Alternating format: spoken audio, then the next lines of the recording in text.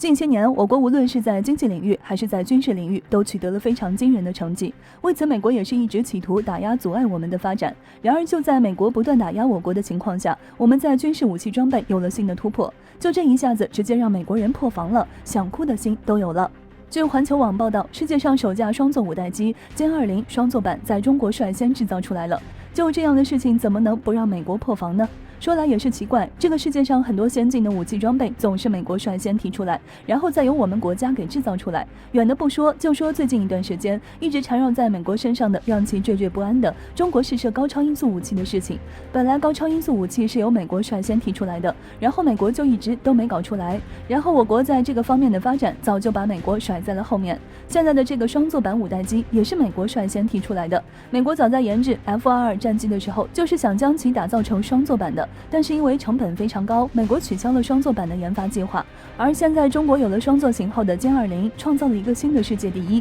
这让原本就一直骄傲自大的美国一下子怎么接受得了？相信在后面的一段时间里也是茶饭不思，尽想着如何给自己挽回一些面子吧。不过事实胜于雄辩，美国再怎么辩论都只能显得自己气度狭小。发展双座型号的五代机有何作用？其一，目前世界上大多数五代机都是单座的，在训练五代战机的飞行员上是一件比较繁琐的事情。但是随着双座型号的五代机出现，能更好的训练五代战机的飞行员，这也是为什么双座型号的歼20会被人认为是教练机的原因。毕竟当前教练机才是双座的，哪里曾想到我们就是第一个造出了双座型五代机。其二，能更好的提高作战能力。随着时代的发展，战机的飞行员需要面临的作战环境也变得更加多样。比如在复杂的电测环境中，尽管现在的战机已经配备了先进的传感器、人工智能等先进的科学仪器的辅助，可以为飞行员处理相当一部分的信息。但是在一些复杂的环境下，即使有科学仪器的辅助，一名驾驶员也是顾及不了可能出现的突发情况的。特别是在执行偷偷潜入、打击敌人的时候，如果出现突发问题，有第二名飞行员的优势就体现出来了。其三，可以指挥无人机进行协同作战。虽然这个无人机协同作战在普通战机上也能进行，但是毕竟一个人可能顾及到很多地方，控制的无人机数量很有限。而要是有后座的第二名飞行员，则能够控制更多的无人机。简而言之，双座型五代机的出现，五代机的作战能力将是1+1大于2的提高。总之，随着中国率先制造出世界上首架双座型五代机，美国已经在渐渐失去装备上的优势。还有就是我国对于维护地区稳定的能力将进一步提升。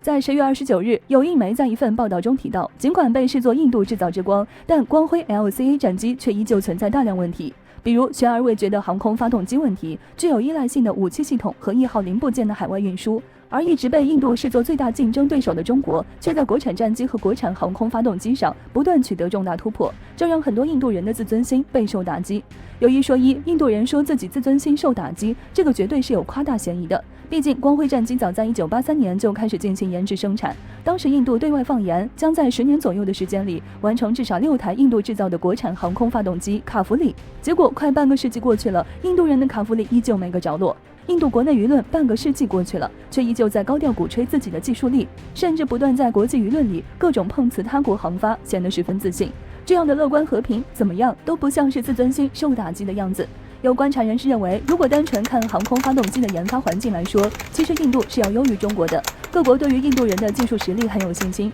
从来不在某一敏感装备上设防，但对于我国却是层层设卡，觉得被中国人看一眼都是吃亏了。印度空有良好的国际合作环境，从某种程度上来说，也恰恰是这个国家自主研发能力的灾难。这种想要就能买到的环境下，导致了印度国内出现严重的舆论倾向，造不如买。这种心态下，印度人宣称填补航空发动机空白的卡弗里填了半个世纪也没填上，也不知道是否是处于中国行我也行的心态。印度在近期开始在航发的国际合作上发力，但这其中零部件制造能力的缺乏、高昂的成本和技术转让问题，导致这种合作始终不被业内人士看好。印度人想要短期内完成和中国一样的独立研制航空发动机技术，显然不太可能。也是在这种环境下，印媒承认，相对于中国用上了自己研制的国产航发，印度自己的国产航发显得像是活在梦里。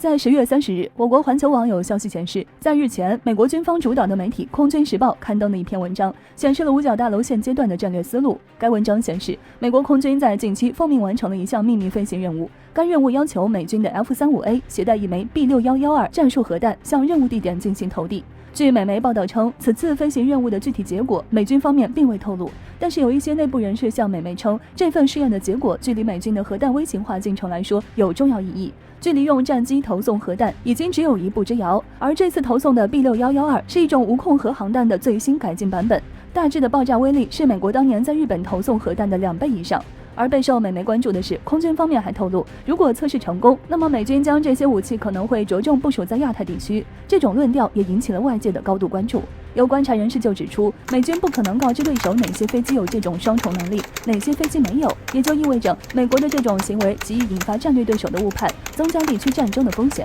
一旦出现异常行为，美军在亚太的所有军事基地都会被判断为严重威胁，随之而来的打击也就可想而知。毫无疑问，美军的这种行为已经对亚太地区的安全局势构成了严重威胁。不论是部署在东亚地区还是南亚地区，任何一个遭受这种武器袭击的国家都有充分理由是时候核报复。届时，整个亚太都将陷入一场混乱的核报复乱局。有分析人士认为，美军对外放出这类消息，其实显得相当不理智，同时更暴露出了自己焦虑的心态，急于取得以往固有的军事优势。很简单的一个例子，不论美军到底有没有部署，对外的威慑真实存在，那么让战略对手攻击的理由也是同样存在的。也就是说，美军在亚太的所有存在军事基地的国家都会成为对手攻击的目标。那么，亚太这些原本就有着墙头草属性的美国盟友们会是个什么心态呢？而且这可是核武的部署，对手的还击可同样不会手软。如此大的风险，这些盟友还会铁了心的和美国在一起吗？